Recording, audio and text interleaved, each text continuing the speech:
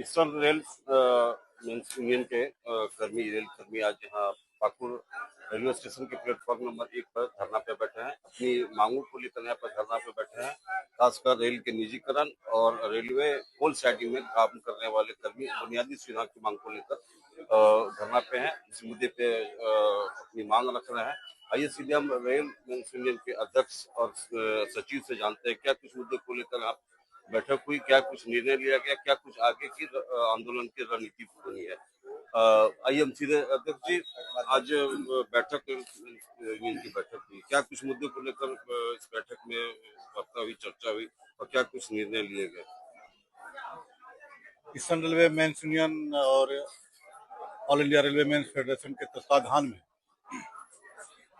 हर एक ब्रांच में 2 फरवरी से लेकर 10 मार्च तक एक बृहद कार्यक्रम किया जा रहा है। उसी के तहत पाकुड़ ब्रांच के द्वारा एक कार्यक्रम का आयोजित किया गया है। एक धरना प्रदर्शन का हम लोग एक आयोजन किए हैं और आज का जो मुद्दा मेन है हम लोग का कि रेलवे कोल साइडिंग, जहां से कि रेलवे को तकरीबन 15 करोड़ के लगभग राजस्व मिलता है और प्रतिदिन 15 करोड़ के रुपया राजस्व मिलता है।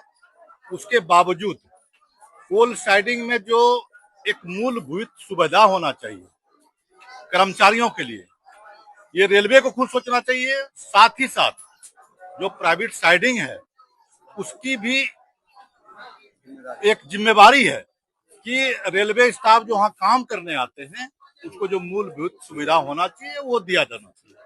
लेकिन ये दुर्भाग्य है और बड़ी दुख के साथ हम लोग को कहना पड़ता है कि पाकुड़ में माने जो मिनिमम रिक्वायरमेंट होता है, मिनिमम रिक्वायरमेंट की भी सुविधा कोल साइडिंग में नहीं है। न शुद्ध पानी का पीने का पानी मिलता है, न कर्मचारियों को रेस्ट करने का जगह दिया गया है और न ही अगर मेरी कोई भी महिला कर्मचारी वहां जाती है, रेलवे बोर्ड का गाइडलाइन है कि अगर एक भी महिला कर्मचारी कहीं पे है, स्टेशन पे हो, कोई ऑफिस में हो या और कोई साइडिंग में काम करती हो, तो उसके लिए अलग बाथरूम की व्यवस्था की जाएगी। दुर्भाग्य यह है कि महिला के लिए अलग तो बात की बात है, पुरुषों के लिए भी वहां शौचालय की व्यवस्था नहीं की गई है। तो हम लोग का मेन डिमांड है, कंपनियों के साथ भी हम लोग ने चिट्ठी पत्राचार किया था, लेकिन वहां से केवल आश्वासन और केवल आश्वासन ही मिल रहा है। तकरीबन 3-4 साल हो गया है, लेकिन कुछ भी सुविधा की व्यवस्था नहीं किया है। क्या कुछ इसमें आज निर्णय लिया गया, क्या कुछ आगे इस मुद्दे को आगे हम लोग इसी तरह आज जो कार्यक्रम हुआ उसका हम लोग जानकारी डीआरएम साहब को देंगे, साथ ही साथ अपने यूनियन के महामंत्री को देंगे और क्रमबद्ध आंदोलन हम लोग करेंगे, जारी रखेंगे अगर इसका सही समय पे समाधान नहीं होता है। इस बैठक में यूनियन के सचिव भी हैं संजय ओझा जी, आइए उनसे भी जुड़ते हैं। सर, क्या कुछ बैठक में आज निर्णय लिया गया कर्मियों के हित में, कर्मियों के सुविधा के लिए? खासकर मुद्दा आया था कोल साइडिंग में काम करने वालों। कोल साइडिंग में काम करने वाले कर्मचारियों के संबंध में जितनी भी बातें हमारे शाखा अध्यक्ष ने कही है, उन सारी बातों को मानते हुए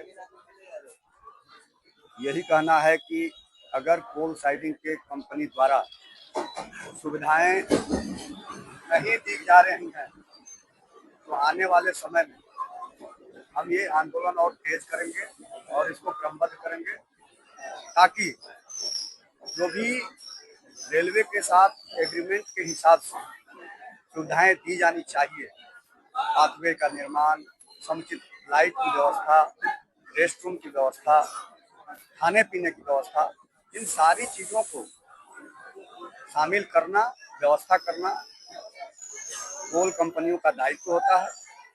इसीलिए हम इस धरना के माध्यम से एक मंडल रेल प्रबंधक को ज्ञापन भी सौंप रहे हैं, स्टेशन प्रबंधक के माध्यम से।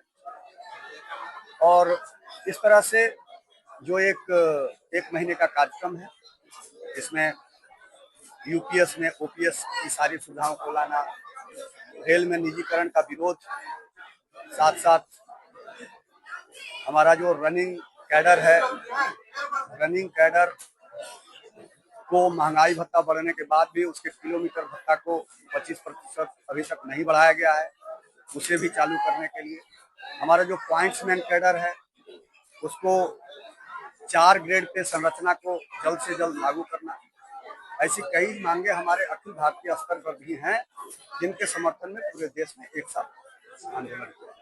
सुना आपने स्पष्ट तौर पर रेलवे यूनियन के अध्यक्ष और सचिव ने कहा कि खासकर होल साइडिंग में जो काम करने वाले कर्मी की अगर बुनियादी सुविधा शीघ्र उपलब्ध नहीं कराई गई तो यह आंदोलन जल्द ही डीआरएम और डीएम को उन्हें अवगत कराया जाएगा। अगर यह उनकी मांगों पर सुनवाई नहीं होती है तो आगे फिर क्रमबद्ध आंदोलन किया जाएगा। समाचार पहुंच के लिए पाकुड़ से कार्तिक।